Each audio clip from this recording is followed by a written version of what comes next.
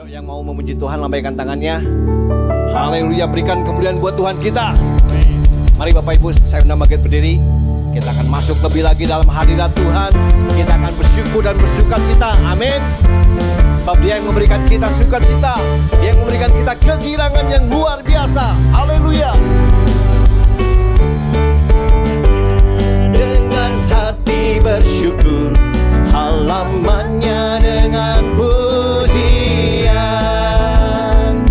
Kataku hari ini harinya Tuhan, aku bersuka sebab Dia girangan. Haleluya. Masuki gerbangnya dengan hati bersyukur, halamannya dengan pujian. Kataku hari ini harinya Tuhan, aku bersuka sebab Dia girang. Katakan Dia girangkanku, Dia girangkanku, oh Dia girangkanku. Aku bersuka sebab Dia girangkanku, oh Dia girangkanku, oh Dia girangkanku. Aku bersuka sebab Dia girangkanku. Sekali lagi ku masuki gerbangnya.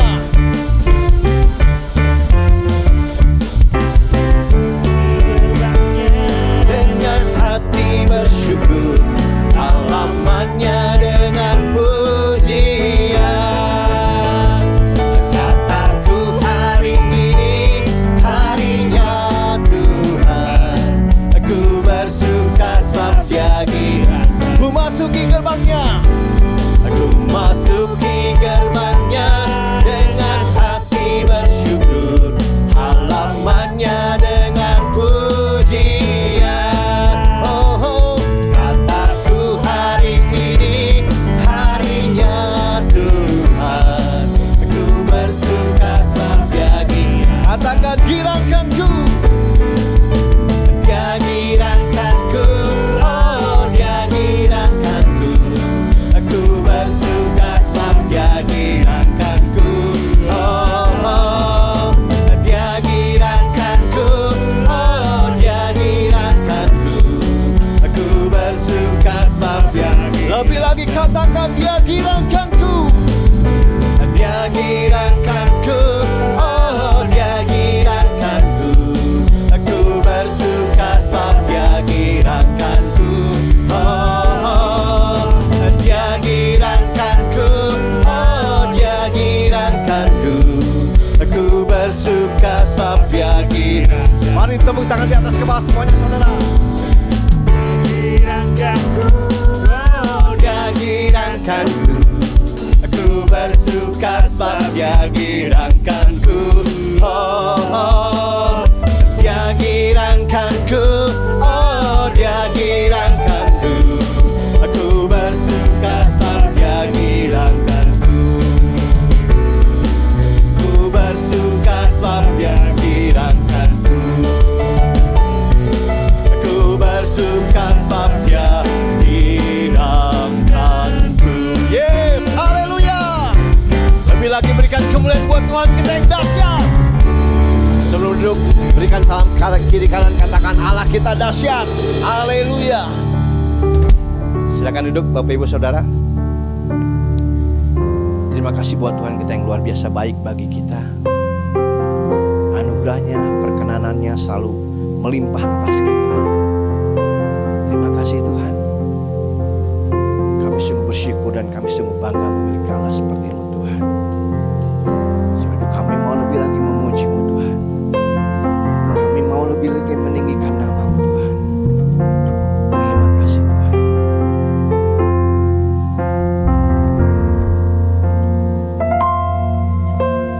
Kasih yang terindah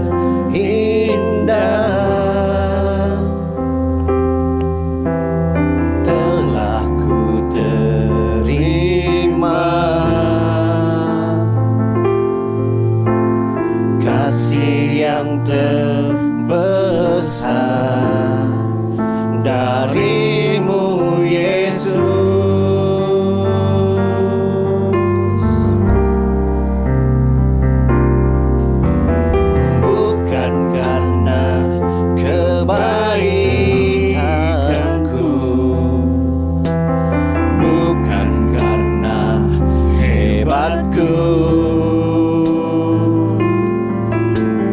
namun oleh anugerah kemurahan-Mu Tuhan, Engkau baik, Engkau baik, sungguh baik bagiku. Engkau mulia, Engkau mulia, mulia nama-Mu, Yesus.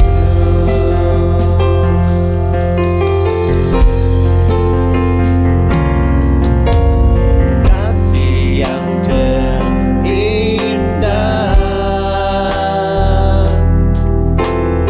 telah ku terima, kasih yang terbesar dari-Mu, Yesus.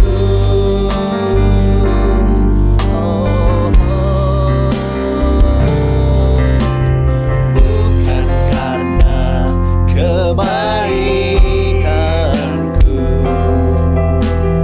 bukan karena hebatku, namun oleh anugerah kemurahan-Mu Tuhan. Engkau baik, Engkau baik, sungguh baik bagiku. Engkau mulia, Engkau mulia, mulia nama-Mu. Engkau baik Tuhan, Engkau baik, Engkau baik, sungguh baik bagiku. Engkau mulia, Engkau mulia, mulia nama-Mu, Yesus. Engkau baik, Engkau baik, sungguh baik bagiku. Engkau mulia, Engkau mulia, mulia nama-Mu. Engkau baik Tuhan, Engkau baik, Engkau baik, sungguh baik bagiku. Engkau mulia, Engkau mulia, mulia nama-Mu, Yesus. Yes Tuhan, Engkau sungguh baik bagi kami Tuhan. Sebab Engkau menghargai kami lebih lagi Tuhan. Kami menjadi biji mata-Mu Tuhan. Terima kasih. Haleluya. Ku berharga di mata-Mu Tuhan. Anugerah-Mu cukup bagiku. Ku berharga di mata-Mu Tuhan. Anugerah-Mu cukup bagiku. Lebih lagi katakan,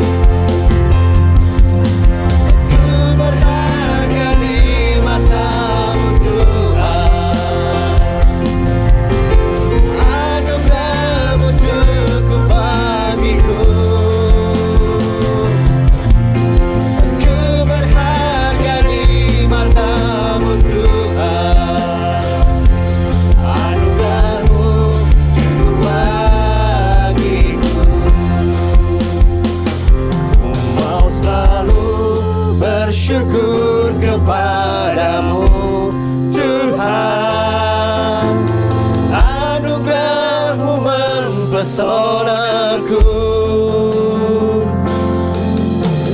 Selalu dan selalu Kau angkat hatiku, Kau membuatku berharga di mata-Mu.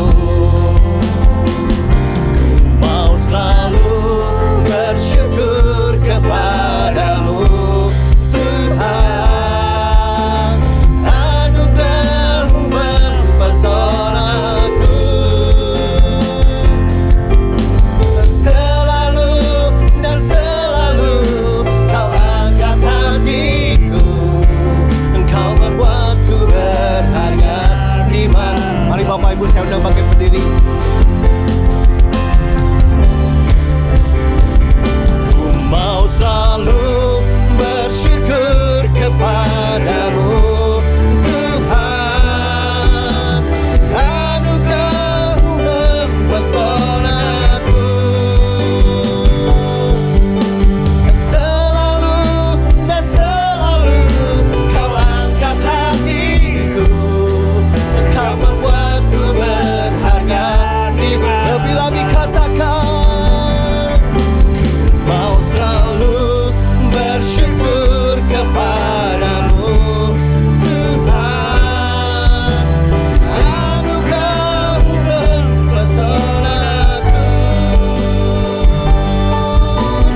Selalu dan selalu Kau angkat hatiku, Kau membuatku berharga di mata. Selalu dan selalu. Selalu dan selalu Kau angkat hatiku, Kau membuatku berharga di mata-Mu. Selalu dan selalu Kau angkat hatiku, Kau membuatku berharga di mata-Mu. Berikan kemuliaan buat Tuhan kita. Haleluya. Sungguh kami bersyukur Tuhan, punya Allah seperti-Mu Tuhan. Sebab Kau teramat baik, Kau teramat luar biasa. Sungguh kami bersyukur. Terima kasih Tuhan. Haleluya.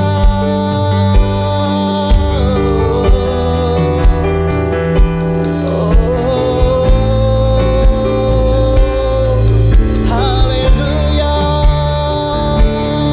Segala pujian bagi-Mu Tuhan, segala hormat kemuliaan hanyalah bagi-Mu, hanya untuk-Mu Tuhan.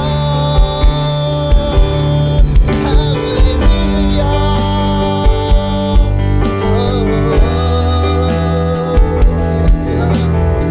Terima kasih Tuhan, terima kasih Yesus. Sebab Kau baik Tuhan, Engkau ajaib bagi kami, Engkau luar biasa Tuhan. Terima kasih. Haleluya. Terima kasih Tuhan. Ini pernyataan kami anak-anak-Mu di tempat ini Tuhan. Oh kami sungguh bersyukur dan kami bangga memiliki Allah seperti-Mu Tuhan. Hanya Engkau satu-satunya sumber kekuatan bagi kami Bapa. Hanya Engkau satu-satunya pengharapan di dalam hidup kami Tuhan. Sebab kami tahu pengharapan di dalam Engkau tidak pernah mengecewakan. Janji-Mu ya dan amin bagi setiap kami yang percaya dan mengasihi Engkau Tuhan. Terima kasih Tuhan. Oh di dalam segala hal Engkau turut bekerja untuk mendatangkan kebaikan bagi kami Tuhan. Terima kasih Tuhan. Oh sekali-kali Engkau tidak pernah meninggalkan kami, sekali-kali Engkau tidak pernah membiarkan kami. Terima kasih Tuhan, terima kasih Tuhan. Terpujilah nama-Mu kekal selama-lamanya, dahulu, sekarang, dan selama-lamanya.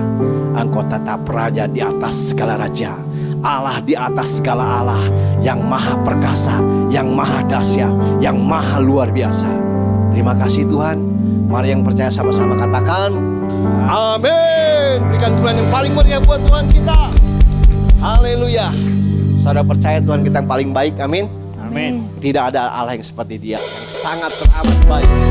Mari kita puji Dia lebih lagi. Katakan Tuhan Yesus paling baik. Yuk sama-sama tepuk tangan. Haleluya.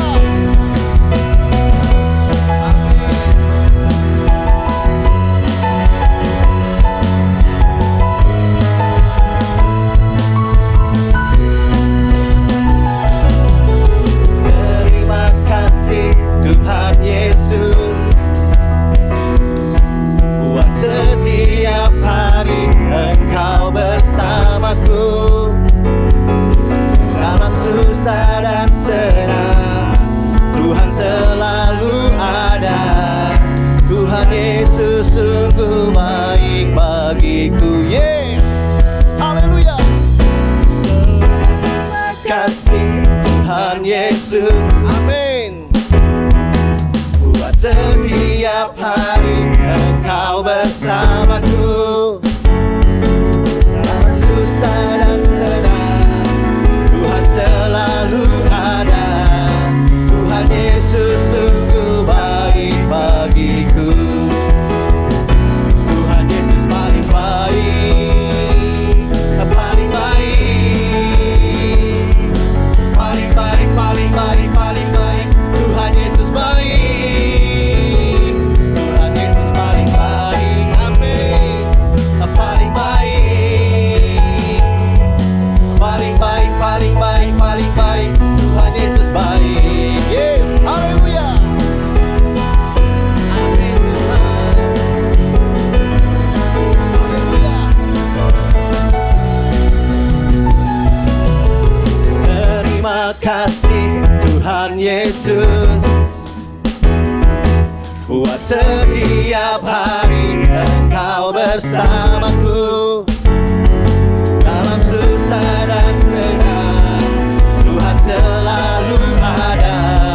Tuhan Yesus sungguh baik bagiku. Tuhan Yesus paling baik, paling baik, paling baik, paling baik, paling baik.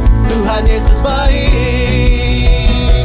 Tuhan Yesus paling baik, paling baik, paling baik, paling baik, paling baik. Tuhan Yesus baik. Katakan siapa yang terhebat? Saya terhebat. Hanya Tuhan Yesus saja. Siapa yang terdahsyat? Hanya Tuhan Yesus saja. Siapa yang terkuat? Hanya Tuhan Yesus saja. Sungguh baik, sangat baik, amat baik. Siapa yang terhebat? Hanya Tuhan Yesus saja.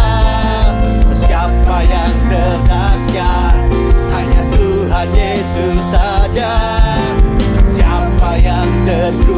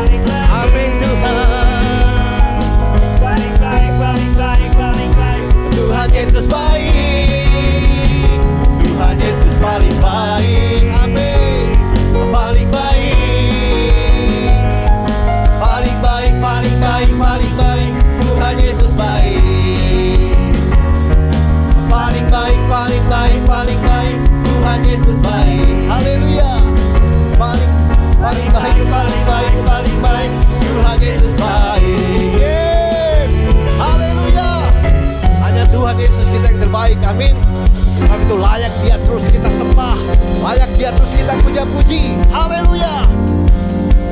Raja atas dunia yang menghancurkan kutuk dan membebaskan jiwa, kami bersorak bertepuk tangan. Yes, Engkau Tuhan berjaya. Lebih lagi katakan Engkau Raja. Engkaulah Raja atas dunia yang menghancurkan kutuk dan membebaskan jiwa, kami bersorak bertepuk tangan. Engkau Tuhan berjaya dan memerintah untuk selamanya. Haleluya. Dan pujilah nama Tuhan kita, amin. Sebab Dia kuat, Dia penuh kemuliaan. Haleluya.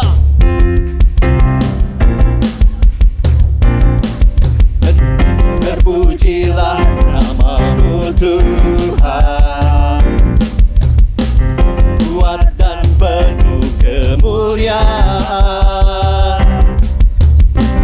Satu suara kami nyatakan, kebesaran-Mu tetap, kebesaran-Mu tetap selamanya. Terpujilah nama-Mu Tuhan, terpujilah nama-Mu Tuhan, ajaib dan penuh keragungan.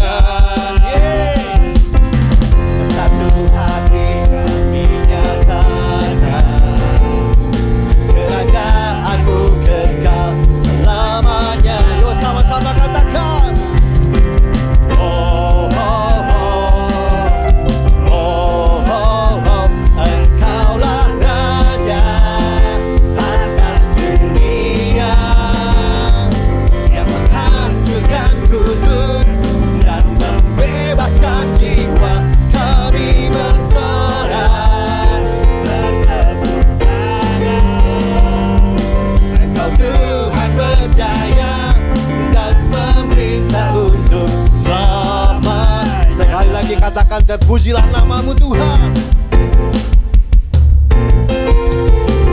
terpujilah nama-Mu Tuhan, ajaib, ajaib dan penuh keagungan.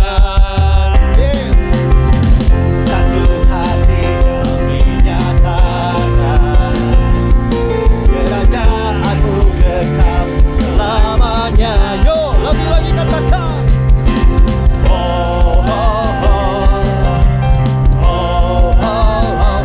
Engkaulah Raja atas dunia yang menghancurkan kutuk dan membebaskan jiwa, kami bersorak bertepuk tangan. Engkau Tuhan berjaya dan memerintah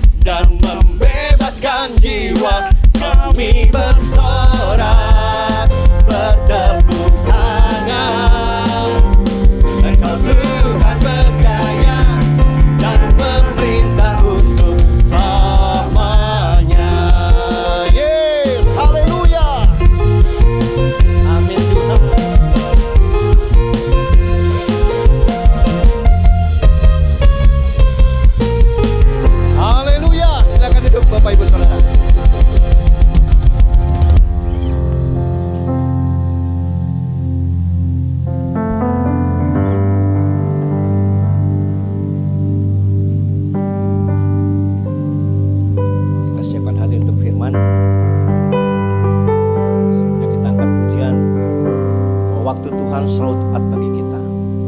Dia tidak pernah terlambat menolong kita. Dia selalu tepat. Terima kasih Tuhan. Luar biasa Engkau Tuhan.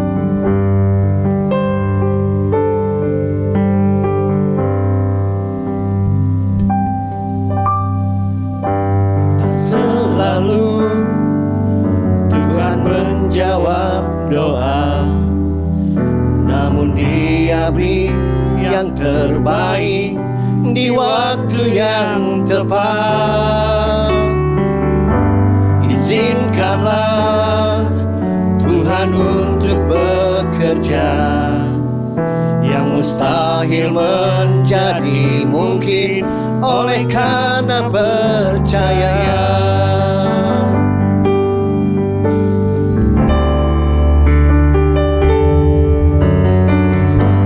Tak selalu Tuhan menjawab doa, namun Dia beri yang terbaik di waktu yang tepat. Izinkanlah Tuhan untuk bekerja, yang mustahil menjadi mungkin oleh karena percaya. Yesus mendengar lebih dari yang kudoakan. Yesus menjawab lebih dari yang kuharapkan. Dengan caranya di waktu yang tepat, ku kan melihat Dia jadikan semua.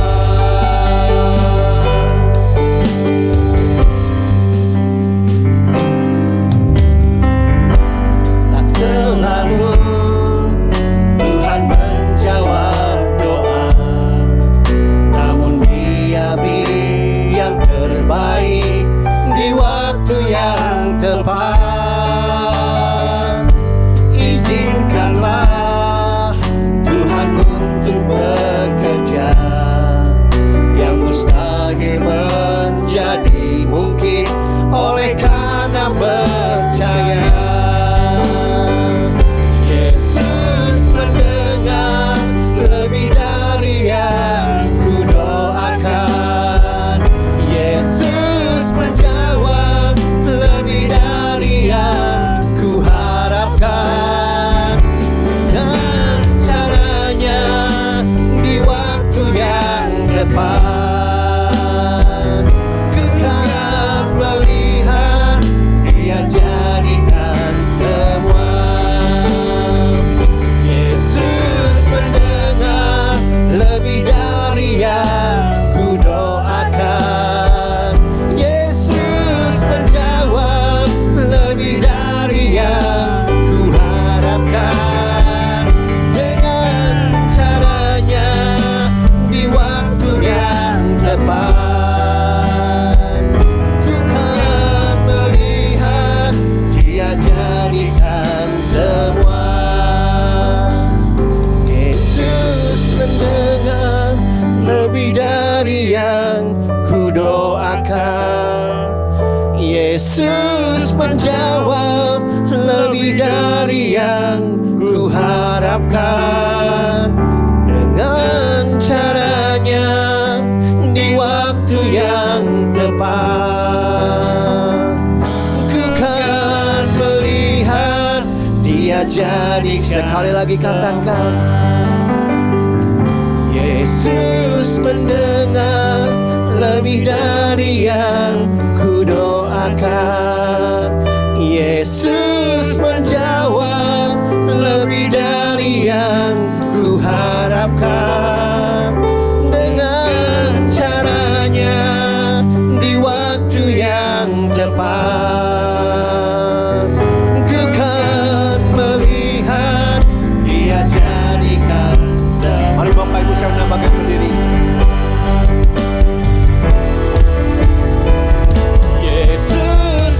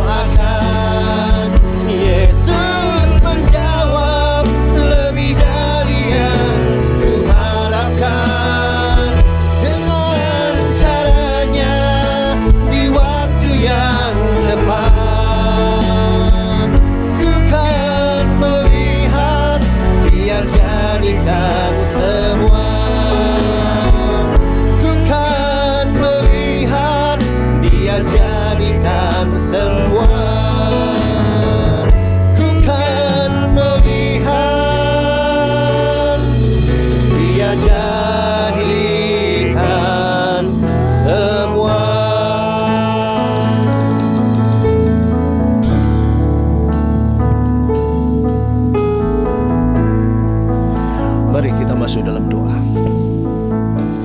Bapa di dalam surga, kami mengucap syukur karena pagi hari ini kami boleh bersama-sama hadir di tempat ini untuk beribadah, memuji, memuliakan nama Tuhan, untuk berdoa bersama, untuk mendengarkan firman Tuhan dan mendapatkan pengajaran yang datangnya dari Tuhan.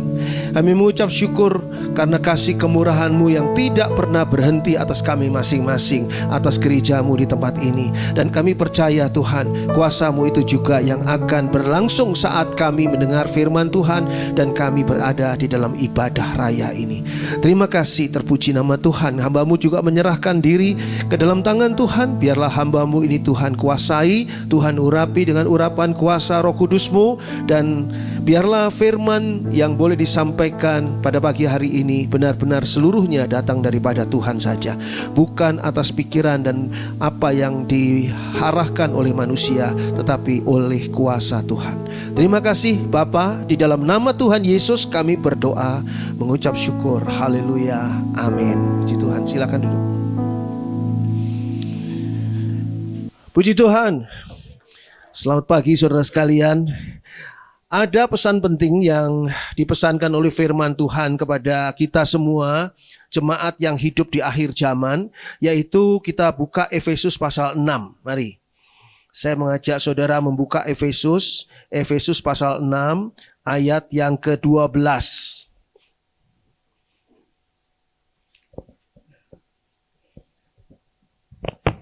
Efesus 6 ayat 12. Karena perjuangan kita bukanlah melawan darah dan daging, tetapi melawan pemerintah-pemerintah, melawan penguasa-penguasa, melawan penghulu-penghulu dunia yang gelap ini, melawan roh-roh jahat di udara. Beberapa waktu yang lalu ada berita di Cidahu, itu sebuah gereja diserang, dan ada beberapa tempat yang lain juga ada penyerangan terhadap gereja. Padahal sudah zamannya sudah berubah. Tetapi diingatkan oleh ayat firman Tuhan yang baru kita baca. Perjuangan kita bukanlah melawan darah dan daging, bukan melawan manusia, tetapi melawan pemerintah-pemerintah, melawan penguasa-penguasa, melawan penghulu-penghulu dunia yang gelap ini, yaitu melawan roh-roh jahat di udara. Di akhir zaman, perjuangan kita itu adalah melawan kuasa kegelapan yang semakin luar biasa bekerja di tengah-tengah umat Tuhan, di tengah-tengah gereja Tuhan. Bukan hanya terjadi di alam mistik, tapi juga terjadi di alam nyata. Segala kejahatan, roh jahat yang dilakukan kepada saudara dan saya adalah juga di alam nyata. Pengaruhnya bukan hanya di alam spiritual, tetapi juga di alam fisikal. Jadi kalau kita lihat di sini, kita benar-benar harus waspada. Serangan utama kuasa kegelapan bagi kita semua, gereja Tuhan di akhir zaman, adalah serangan yang dahsyat. Dan nanti ini ada 6 hal yang utama sekali, serangan utama kuasa kegelapan yang akan saya uraikan. Tapi semuanya itu berkaitan satu dengan yang lain, tidak terpisahkan satu dengan yang lain, saling mendukung, saling menguatkan antara serangan yang satu dengan serangan yang lain. Yang pertama, saudara buka Lukas 17 ayat 1 dan 2. Lukas 17 ayat 1 dan 2. Lukas 17 ayat 1 dan 2. Yesus berkata kepada murid-muridnya, tidak mungkin tidak akan ada penyesatan, tetapi celakalah orang yang mengadakannya. Adalah lebih baik baginya jika sebuah batu kilangan diikatkan pada lehernya, lalu ia dilemparkan ke dalam laut, daripada menyesatkan salah satu dari orang-orang yang lemah ini. Tuhan Yesus katakan dengan kepastian, tidak mungkin tidak akan ada penyesatan.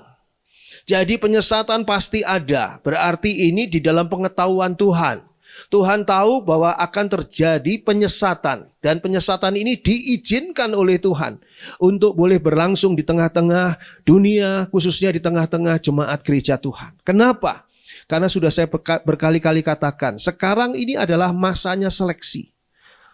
Akhir zaman sudah benar-benar berada di bagian akhir. Kita semua sudah tahu hal itu. Bahkan orang-orang yang bukan Kristen juga sudah merasakan bahwa ini sudah masa-masa akhir zaman menurut istilah mereka juga. Dan ini adalah hal yang ditunjukkan oleh Tuhan. Apa yang dilakukan, apa yang terjadi pada gereja Tuhan. Yang terjadi pada gereja Tuhan di masa akhir zaman ini adalah bukan tekanan-tekanan secara jasmani fisik saja, tetapi juga secara rohani. Di dalam hal ini adalah seleksi. Saudara dan saya sedang diseleksi. Sampai sejauh mana saudara dan saya ini memang layak dan pantas untuk mendapatkan perwujudan keselamatan yang datangnya dari Tuhan Yesus di dalam surga kelak. Oleh sebab itu, dalam proses seleksi ini diizinkan penyesatan. Tidak mungkin tidak akan ada penyesatan. Jadi pasti ada. Tetapi dikatakan celakalah orang yang mengadakannya. Jadi di sini kita lihat Tuhan tahu bahwa penyesatan ini dilakukan oleh kuasa kegelapan. Memakai orang-orang yang menjadi antek-antek ataupun orang-orang yang dipengaruhi oleh kuasa kegelapan. Sehingga celakalah orang-orang itu. Tapi proses ini penyesatannya memang dibutuhkan. Penyesatan bisa terjadi pada orang yang belum berada dalam kebenaran. Jadi ada dua ya. Penyesatan pertama adalah bisa terjadi pada orang yang belum berada di dalam kebenaran.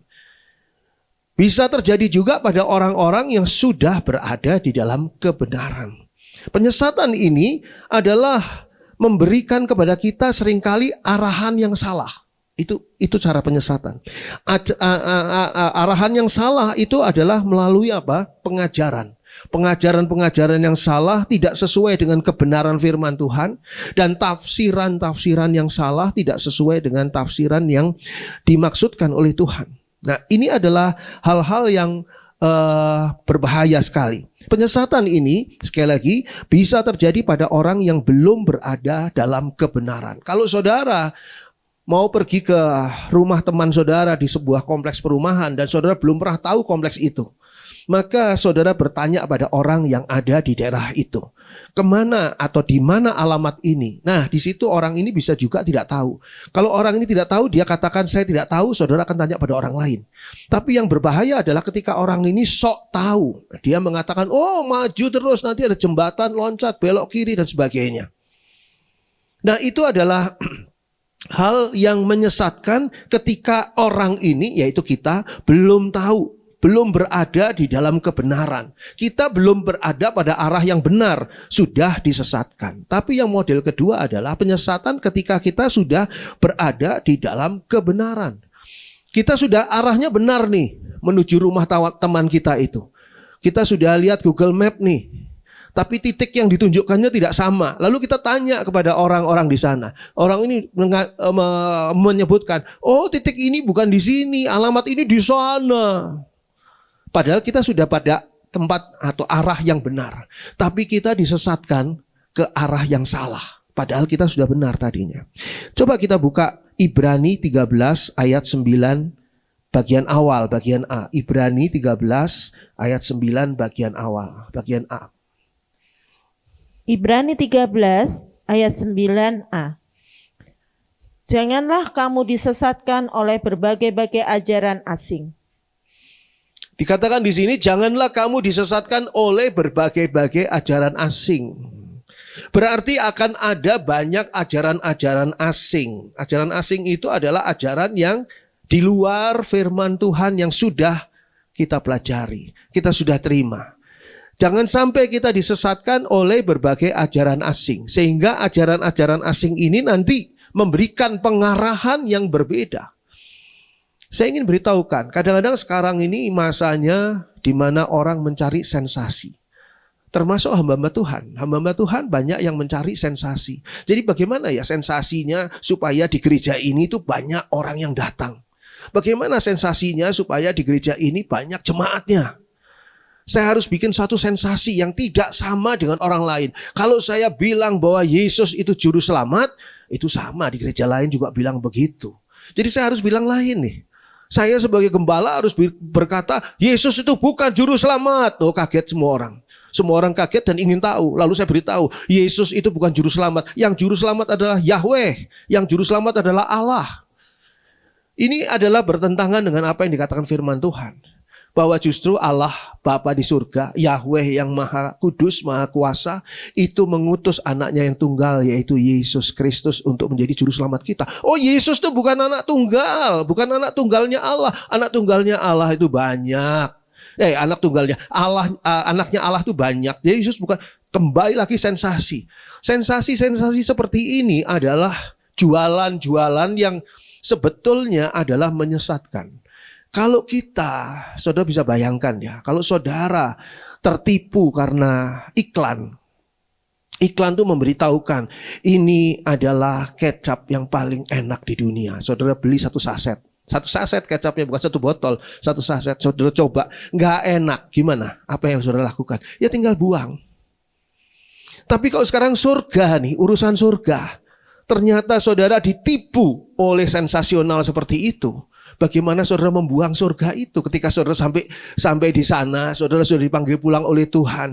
Saudara sudah masuk di dalam alam kematian. Lalu di sana saudara melihat hal-hal kenyataan yang benar-benar ada di sana sesuai dengan firman Tuhan. Tapi saudara sudah terlanjur berada di dalam kesesatan. Bagaimana saudara bisa kembali? Bagaimana saudara bisa membuang dan mencari surga yang lain?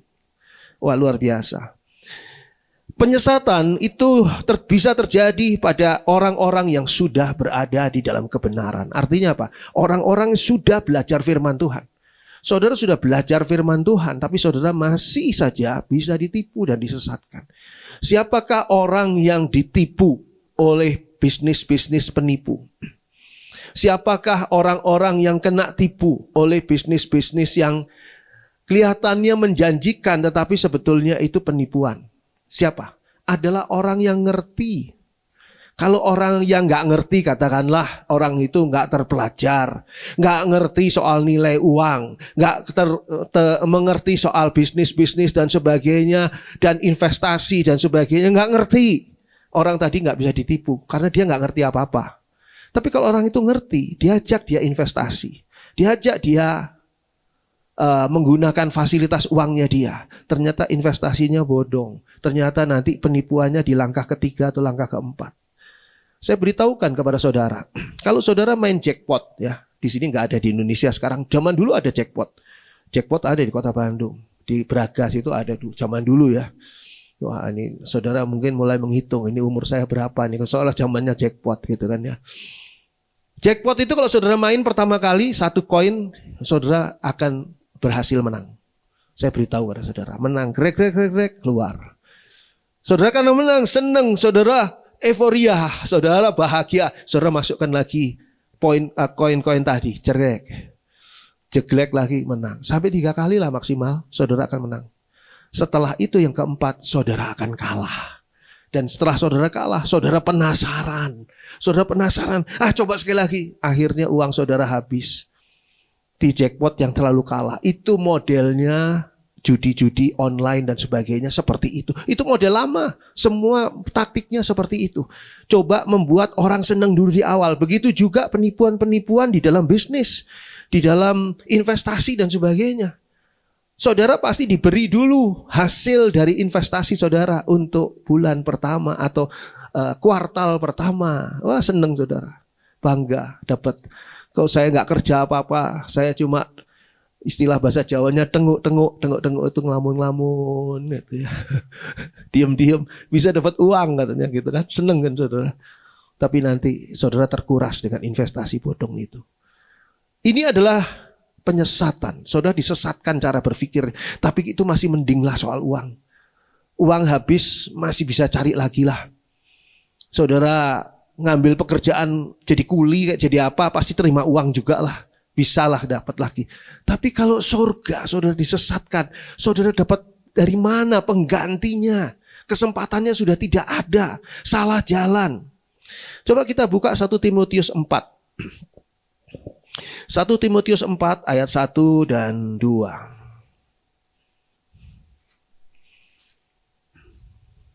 1 Timotius 4 ayat 1 dan 2. Tetapi Roh dengan tegas mengatakan bahwa di waktu-waktu kemudian ada orang yang akan murtad lalu mengikuti roh-roh penyesat dan ajaran setan-setan oleh tipu daya pendusta-pendusta yang hati nuraninya memakai cap mereka. Siapakah orang murtad? Orang murtad adalah orang yang sudah punya pemahaman pengertian di dalam sebuah agama, katakanlah Kristen. Siapa yang murtad dari Kristen?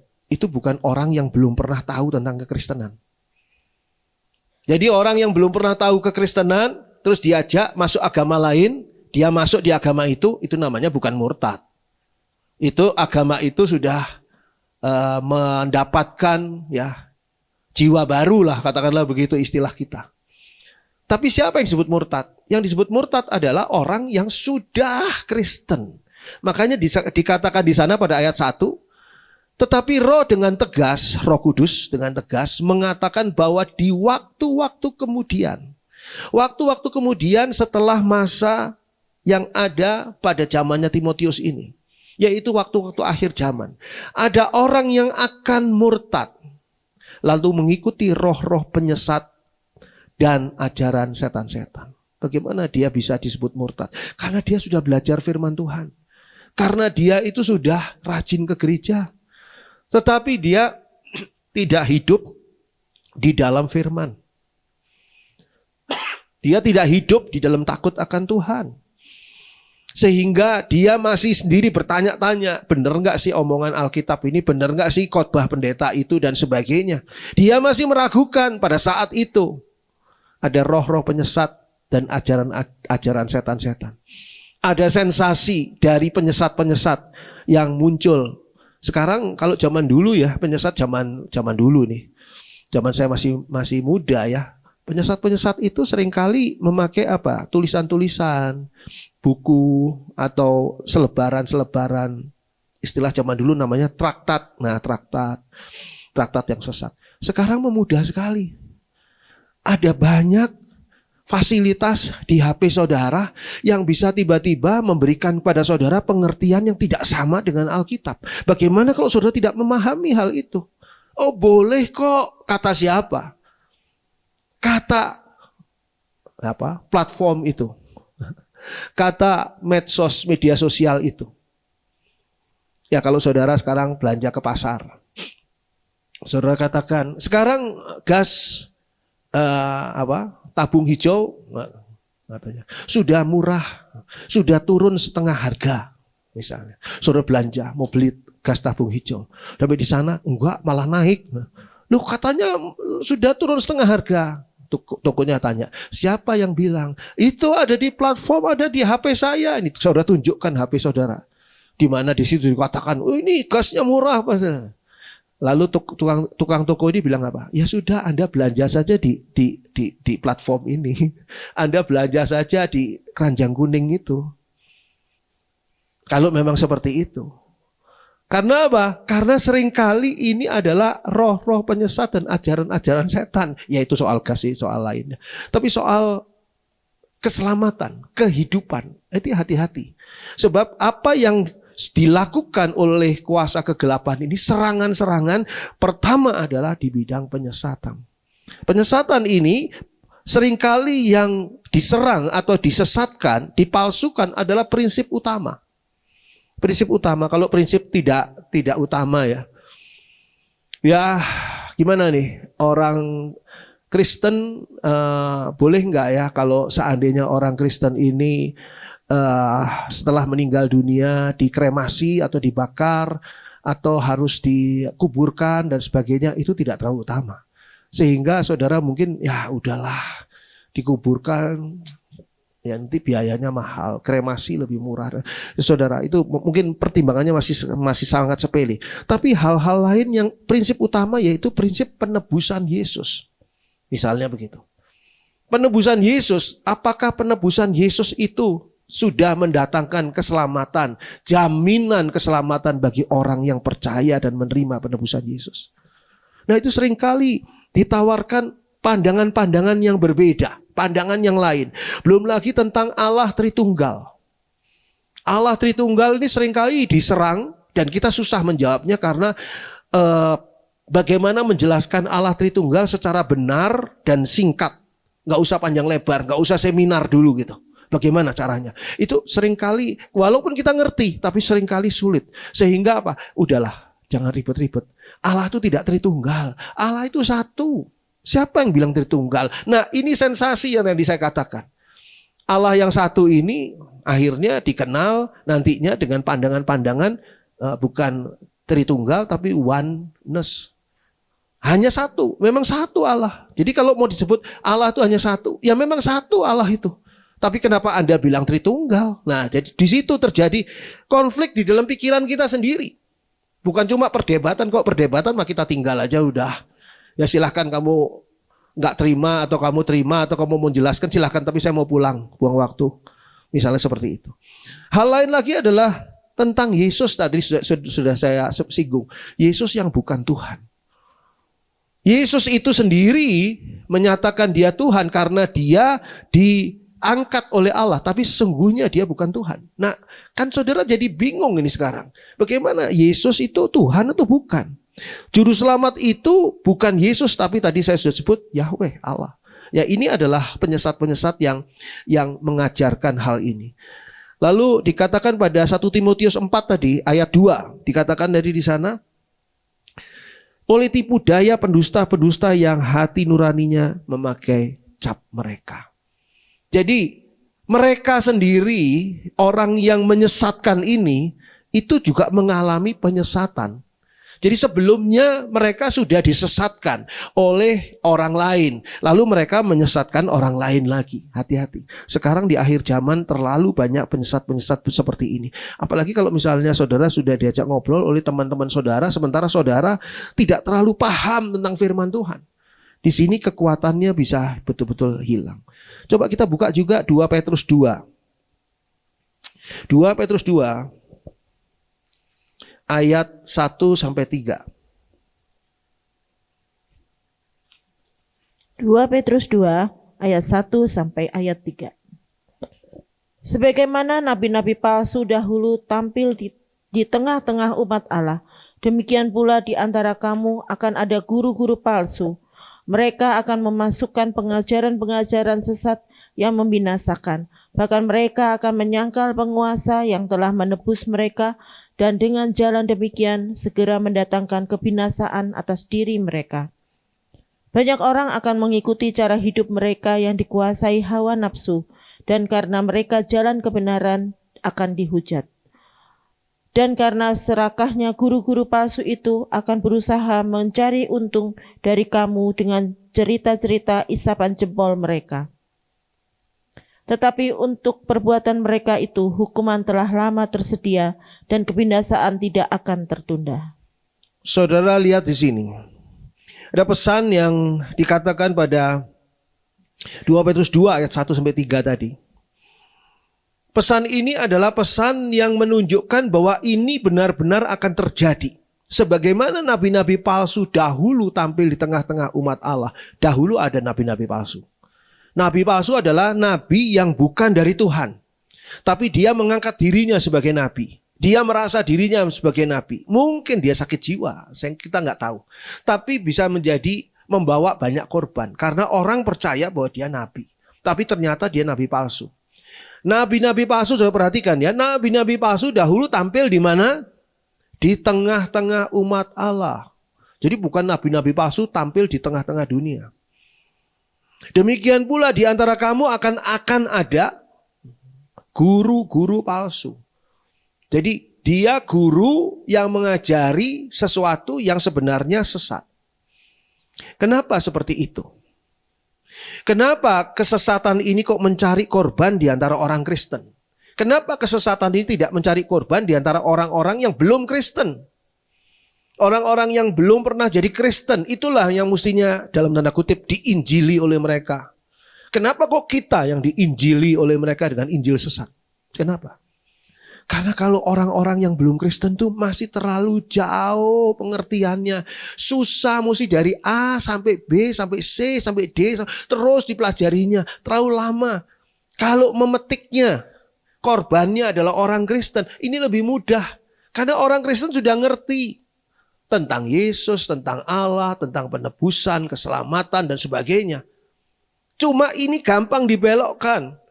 Saudara sulit menipu orang, kalau saudara misalnya nih, ambil kata ya, saudara mau menipu orang untuk kesasar di sebuah kompleks perumahan. Kesasar di sebuah kompleks perumahan. Bagaimana cara menipu orang supaya dia kesasar di kompleks perumahan tempat saudara? Saudara sih hafal banget, tapi kompleks itu membingungkan kan? Saudara tidak mungkin saudara kirim berita yang katakanlah yang menunjukkan arah kepada orang yang tinggal di Amerika Serikat. Nah, orang Amerika Serikat nih, saya tunjukkan nih ya, masuk di daerah Kopo Permai. Itu ada Kopo Permai 1 sampai Kopo Permai 5. Belum lagi Rahayu, itu kamu bingung sekali kamu. Ini saya tunjukkan arahnya. Orang Amerika Serikat terima berita itu atau terima petunjuk itu gimana? Bingung, dia nggak ngerti. Kopo Permai itu di mana sih? Ada nggak sih nama daerah namanya Kopo Permai? Nggak ngerti dia. Saudara nggak berhasil nipu mereka. Saudara tidak berhasil menyesatkan mereka. Siapa yang paling mudah disesatkan? Adalah mereka yang sudah mau masuk Kopo Permai. Di pintu situ, di gerbangnya Kopo Permai, saudara nunggu. Kamu lagi nyari alamat temanmu ya? Sini saya kasih tahu alamatnya. Nah itu gampang disesatkan. Karena orang itu sudah berada di situ. Tapi kalau orang Amerika ini terlalu jauh.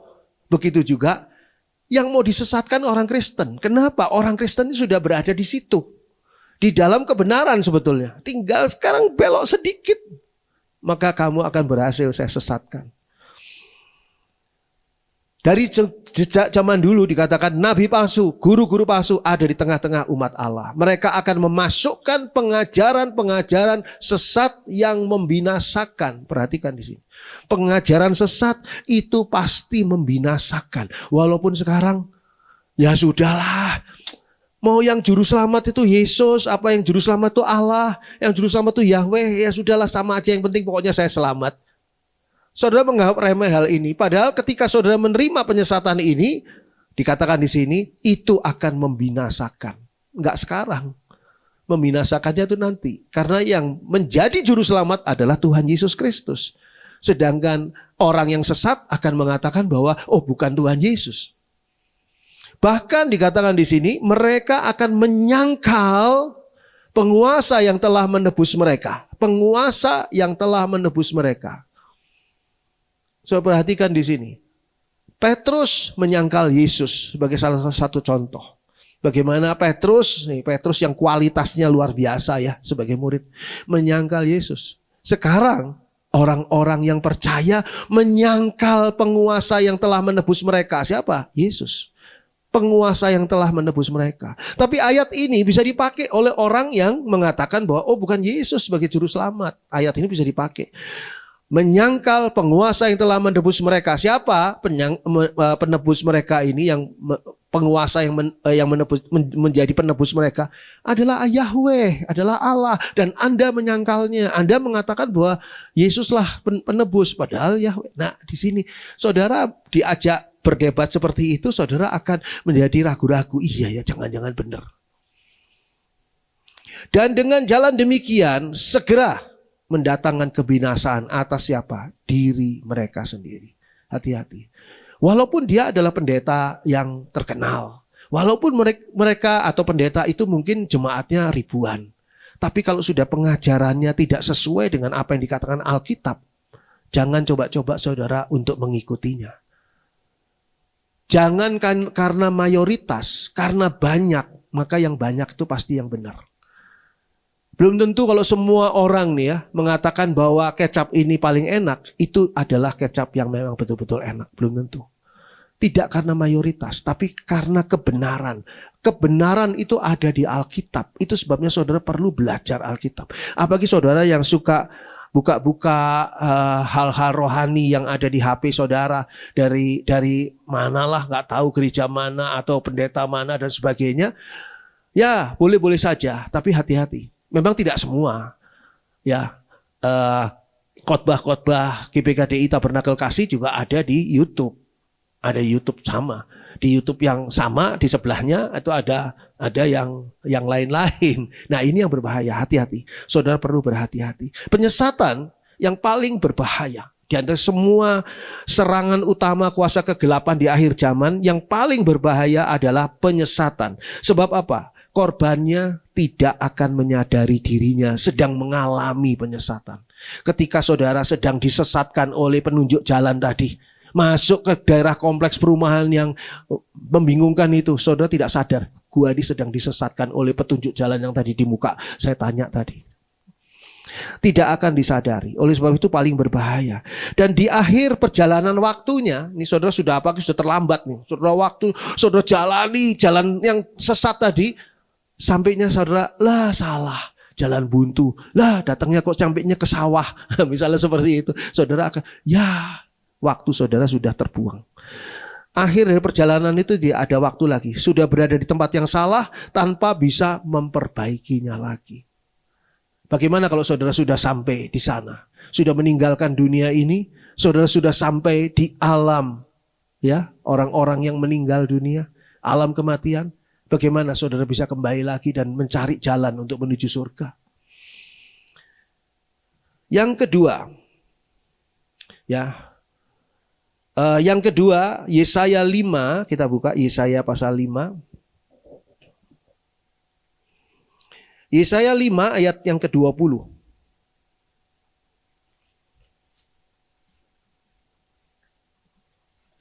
Yesaya 5 ayat 20.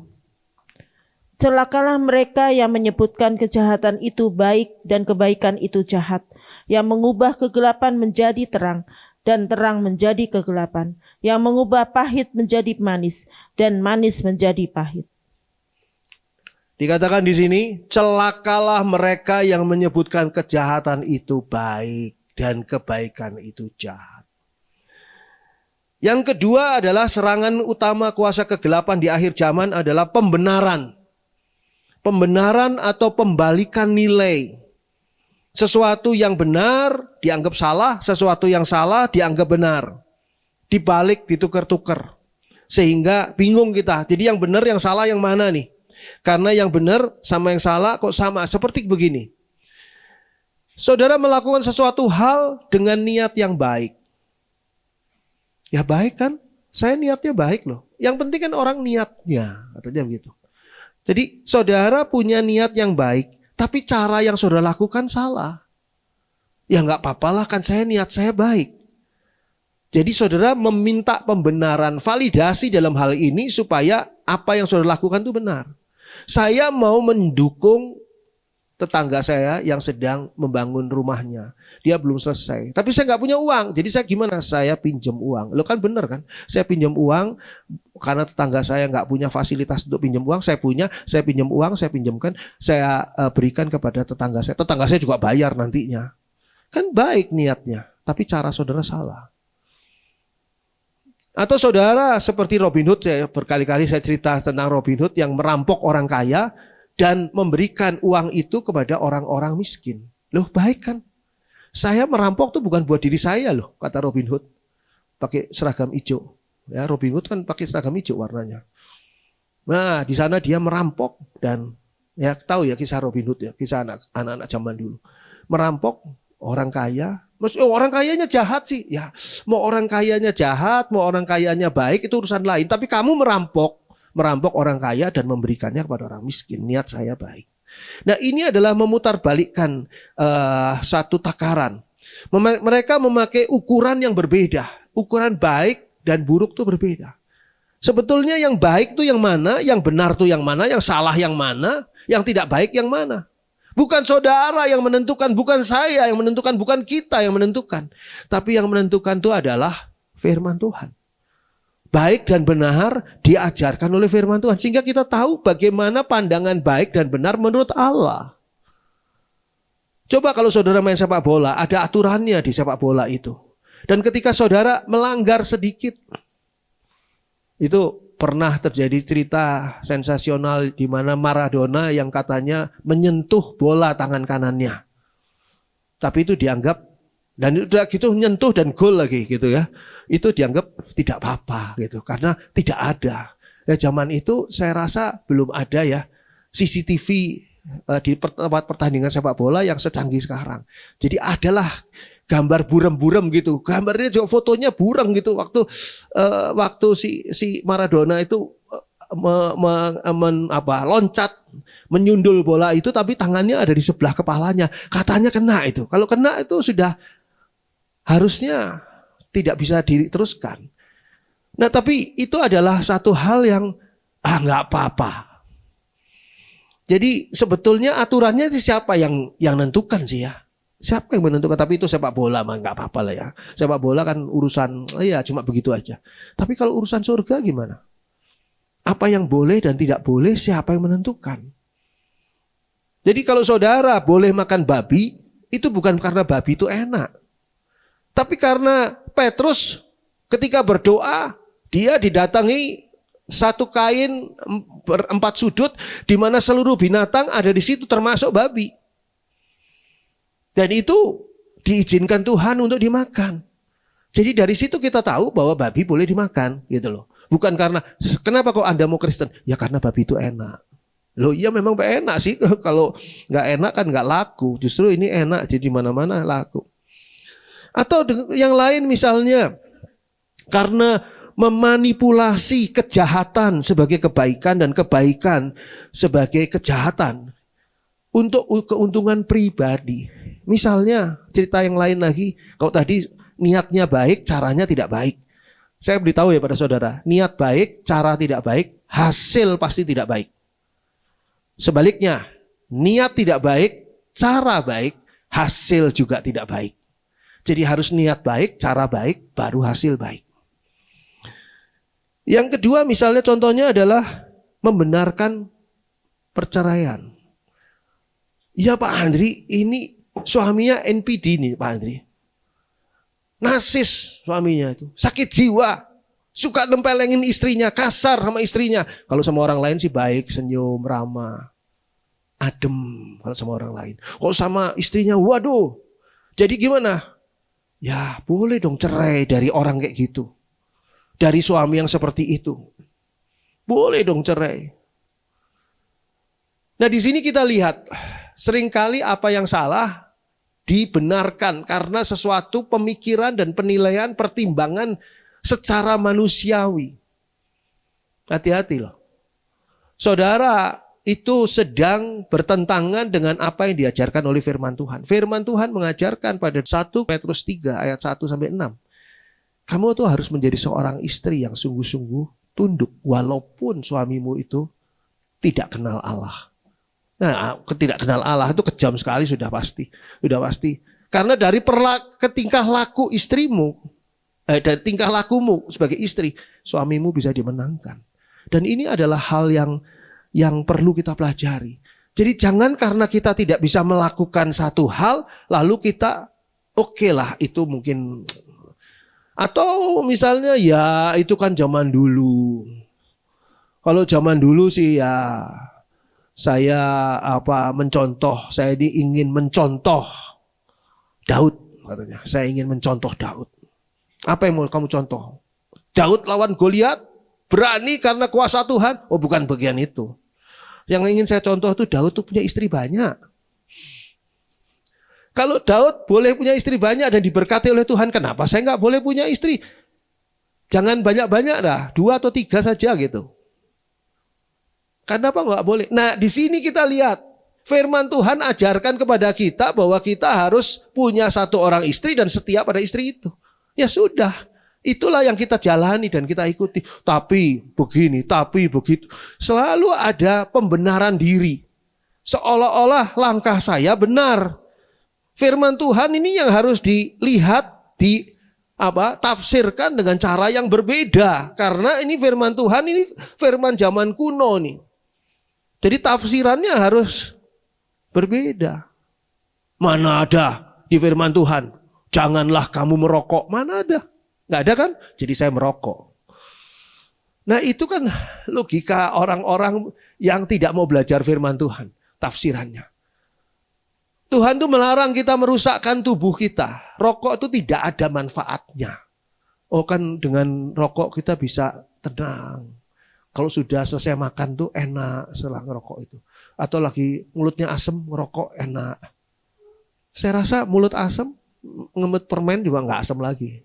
Selesai makan, saudara minum secangkir kopi sudah enak kalau saudara suka kopi.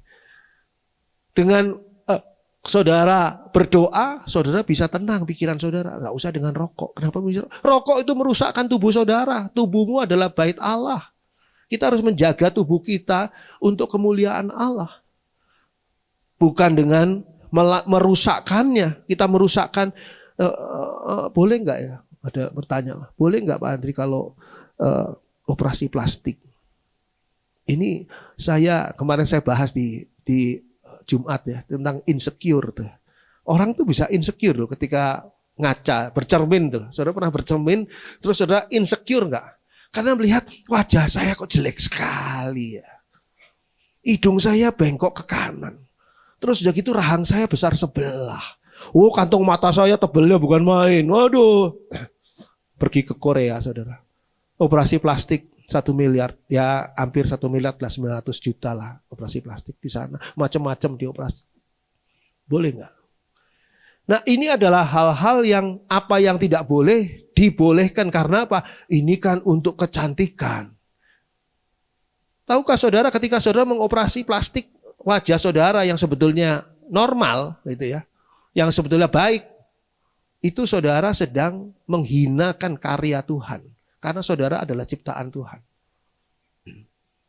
Mau nggak kalau saudara melukis, menggambar sebagai saudara yang bisa melukis atau gambar? Saudara menggambar sudah bagus gini, pameran. Udah saudara adain pameran. Di pameran tuh datang seorang yang bawa alat gambar. Ini kurang ini.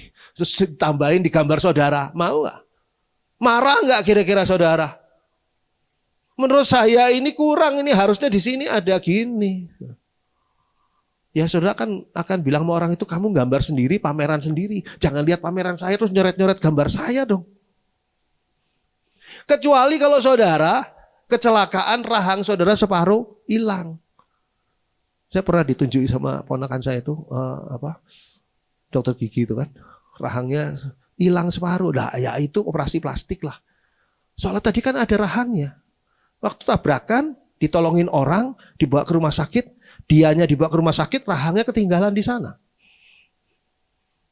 Ya operasi plastik nggak apa-apa, tapi bukan berarti saudara lagi bercermin pagi-pagi lihat saudara punya wajah saudara itu jelek menurut saudara, padahal saudara cantik, padahal saudara tampan, hanya saja kurang percaya diri.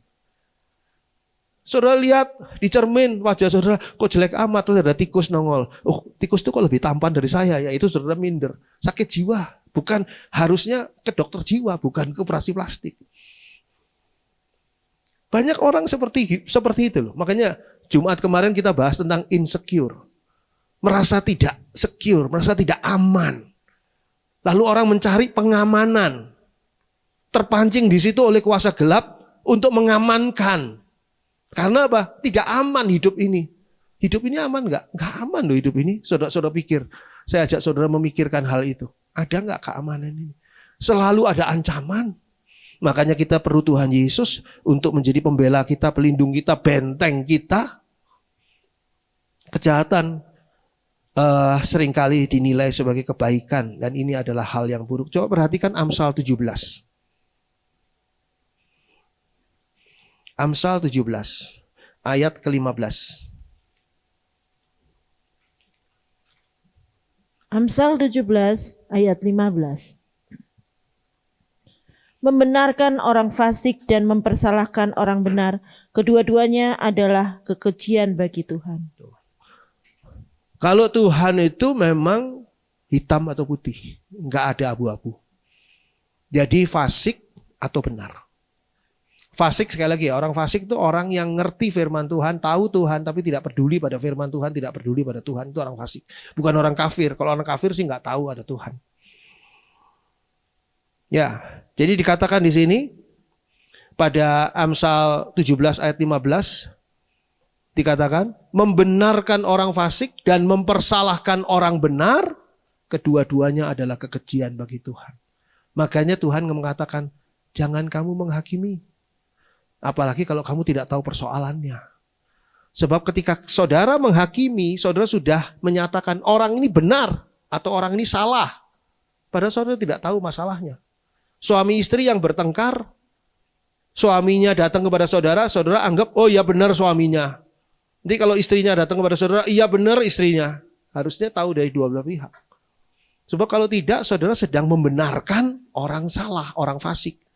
Dan saudara sedang menyalahkan orang benar. Dan itu adalah kekejian bagi Tuhan. Yang ketiga, Amsal 1. Amsal 1 ayat 10 sampai dengan 14. Amsal 1 ayat 10 sampai dengan 14. Hai anakku, jikalau orang berdosa hendak membujuk engkau, janganlah engkau menurut. Jikalau mereka berkata, marilah ikut kami, biarlah kita menghadang darah. Biarlah kita mengintai orang yang tidak bersalah dengan tidak semena-mena. Biarlah kita menelan mereka hidup-hidup seperti dunia orang mati. Bulat-bulat seperti mereka yang turun ke liang kubur. Dan kita akan mendapat berbagai benda yang berharga. Kita akan memenuhi rumah kita dengan barang rampasan. Buanglah undimu ke tengah-tengah kami, satu pundi-pundi bagi kita sekalian. Hai anakku, janganlah engkau hidup menurut tingkah laku mereka. Sampai 14. Ya.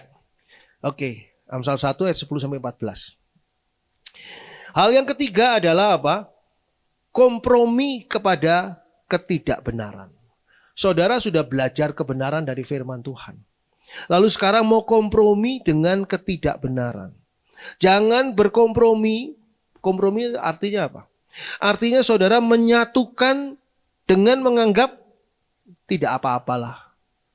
Kompromi itu saudara tahu bahwa ini berbeda. Tidak sama, tapi ya sudahlah. Itu kompromi.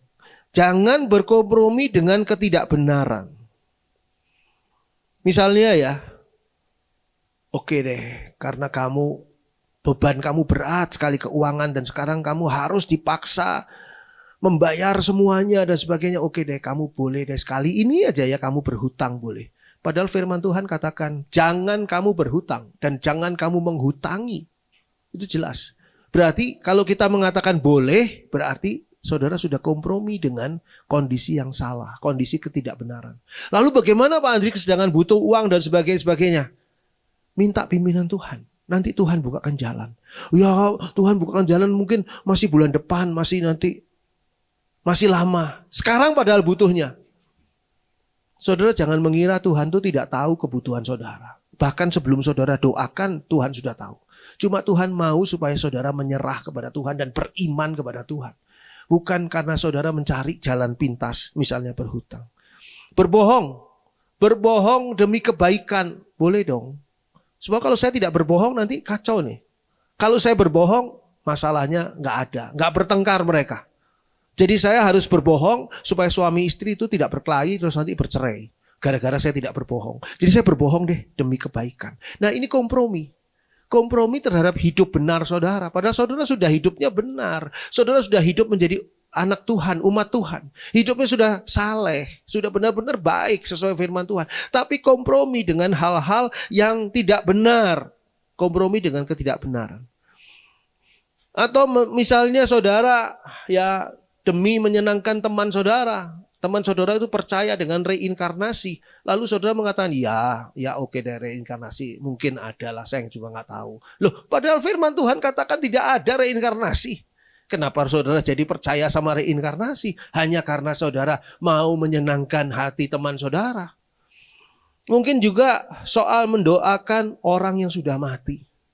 Pak Andri, ini gimana orang tua saya meninggal dalam kondisi belum percaya Tuhan Yesus? Wah apa-apa, sekarang saya sama kamu semua kita berangkat ke kuburannya. Saya doakan dia dan saya baptiskan dia. Orang mati ini yang sudah mati ini saya baptis. Itu maka saya adalah orang yang kompromi pada ketidakbenaran. Jangan kompromi dengan ketidakbenaran. Karena apa? Ketidakbenaran itu akan membuat kebenaran saudara rusak. Kebenaran saudara menjadi tidak benar. Ketidakbenaran, kalau saudara kompromi dengan ketidakbenaran, maka kebenaran saudara akan menjadi ketidakbenaran. Coba kita buka 1 Korintus 5. 1 Korintus 5 ayat 6 dan 11.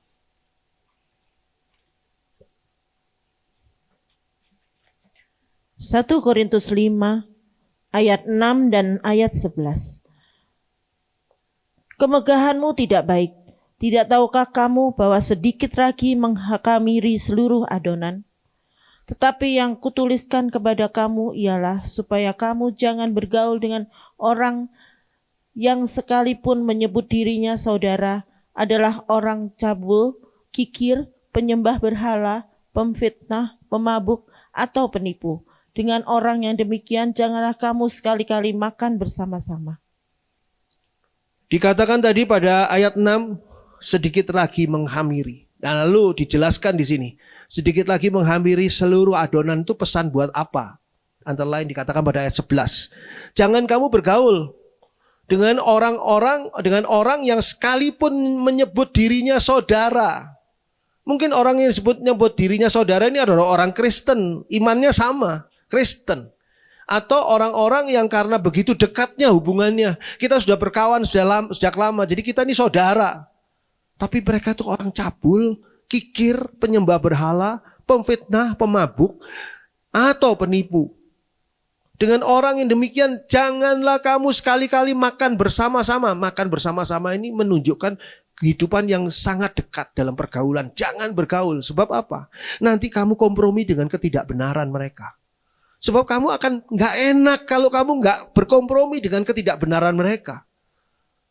Saudara terus lalu jadi bingung memilih nih. Mau ngikuti firman Tuhan atau mau mengikuti pikiran mereka yang kacau. Dan ini adalah menjadi kondisi yang akan merusakkan diri saudara sendiri di akhir zaman ini. Ketidakbenaran itu pasti tidak sesuai dengan firman Tuhan. Firman Tuhan itulah kebenaran. Dikatakan oleh firman Tuhan pada Yohanes 17 ayat 17. Kebenaran itu adalah firman Tuhan. Jadi kalau tidak sesuai dengan firman Tuhan, gampang. Tidak sesuai dengan firman Tuhan, jangan saudara mencoba berkompromi, membuka celah dengan hal-hal yang tidak benar. Yang keempat, 1 Tesalonika 4, kita buka 1 Tesalonika 4 ayat 7 dan 8. 1 Tesalonika 4 ayat 7 dan 8. Allah memanggil kita bukan untuk melakukan apa yang cemar, melainkan apa yang kudus. Karena itu siapa yang menolak ini bukanlah menolak manusia, melainkan menolak Allah yang telah memberikan juga rohnya yang kudus kepada kamu. Yang keempat adalah toleransi pada ketidakkudusan. Saudara kudus, tapi saudara bertoleransi dengan ketidakkudusan. Seperti dikatakan pada ayat yang tadi kita baca ayat 7 di sana. Allah memanggil kita bukan untuk melakukan apa yang cemar, melainkan apa yang kudus. Artinya apa? Apa yang cemar itu akan merusakkan kekudusan saudara. Saya beritahukan kepada saudara, kudus ini tidak sama dengan suci. Suci itu bersih. Bersih dari dosa misalnya. Tapi kalau kudus ini dikhususkan bagi Allah. Saudara sudah dikhususkan bagi Allah. Jangan saudara mencemari kondisi ini. Sehingga dikatakan terus selanjutnya pada ayat 8 di sana. Karena itu siapa yang menolak ini bukanlah menolak manusia. Siapa yang tidak mau hidup kudus, tidak mau hidup dikhususkan bagi Allah, dia sudah menolak Allah. Yang memberikan rohnya yang kudus kepada kamu. Itu sebagai meterainya kan roh kudus. Roh kudus tidak diberikan kepada orang-orang yang tidak khusus bagi Allah, tidak kudus. Jadi di sini saudara lihat prinsip kekudusan ini adalah memisahkan kita dari ketidakkudusan. Jadi saudara dikuduskan itu saudara dipisahkan dari ketidakkudusan yang tidak dikuduskan. Toleransi mengajak kita untuk apa? Dapat mengerti. Kita dapat memahami, kita dapat menerima keadaan-keadaan yang bertentangan. Misalnya, kondisi kehidupan LGBT. Kehidupan LGBT ini sekarang banyak gereja. Ada gereja-gereja yang menerima kehidupan LGBT ini sampai dengan pernikahan mereka diberkati di gereja. Hati-hati, sebab LGBT ini bertentangan atau tidak sesuai dengan kekudusan kita bagi Allah. Allah tidak menciptakan manusia in between antara wanita dan pria. Tidak. Berarti ada masalah di antara orang, ada masalah yang terjadi kalau ada orang-orang yang tercipta di antara pria dan wanita. Saudara baca kisah Adam dan Hawa, Allah menciptakan dua jenis, tidak menciptakan in between dengan pikirannya begini, terjebak, saya itu wanita tapi terjebak di tubuh pria, atau saya ini pria terjebak di tubuh wanita. Enggak seperti itu. Berarti itu ada satu masalah yang bisa diselesaikan. Bukan berarti LGBT-nya diterima oleh gereja. Harusnya orangnya yang ditolong untuk keluar dari LGBT, dari kehidupan sebagai seorang gay. Saya pernah dapat satu video yang menunjukkan seorang pastor yang memperlihatkan ketika dia mau khotbah, dia katakan, saya adalah seorang gay. Kenapa kok gay itu diterima, katakanlah LGBT diterima di gereja? Ya kan itu untuk kemanusiaan. Itu adalah hak asasi manusia. Nanti dulu saudara perlu belajar kebenaran firman Tuhan, sehingga saudara tahu apa itu kekudusan, sehingga tidak mentolerir hal-hal yang merusakkan kekudusan itu sendiri. Ada orang-orang yang menganggap banyak jalan menuju ke surga. Oke, kamu agamanya apa, kamu agamanya apa, kamu agama apa. Oke, kamu semua masuk surga dengan agama kamu masing-masing, dengan surga kamu masing-masing. Itu adalah pengajaran yang jelas-jelas bertentangan dengan kekudusan. Makanya kita dikuduskan karena surga cuma satu. Maka kita harus benar-benar menjadi milik Allah yang dikuduskan. Nah, ini adalah hal yang berbahaya. Kita tidak boleh menurunkan mutu kekudusan kita dengan mengerti atau menerima, memahami atau mencoba menerima ketidakkudusan. Hati-hati ini. Kita mengasihi orangnya, kita mengasihi pribadinya, sehingga kita doakan mereka. Kita beritahu tentang kebenaran firman Tuhan. Tapi bukan berarti kita bisa menampung, menerima ketidakkudusan mereka. Yang hal kelima, Ibrani 3 ayat 14 sampai dengan 19, agak panjang. Ibrani 3 ayat 14 sampai dengan 19. Ibrani 3 ayat 14 sampai dengan 19. Karena kita telah beroleh bagian di dalam Kristus, asal saja kita teguh berpegang sampai kepada akhirnya, pada keyakinan iman kita yang semula.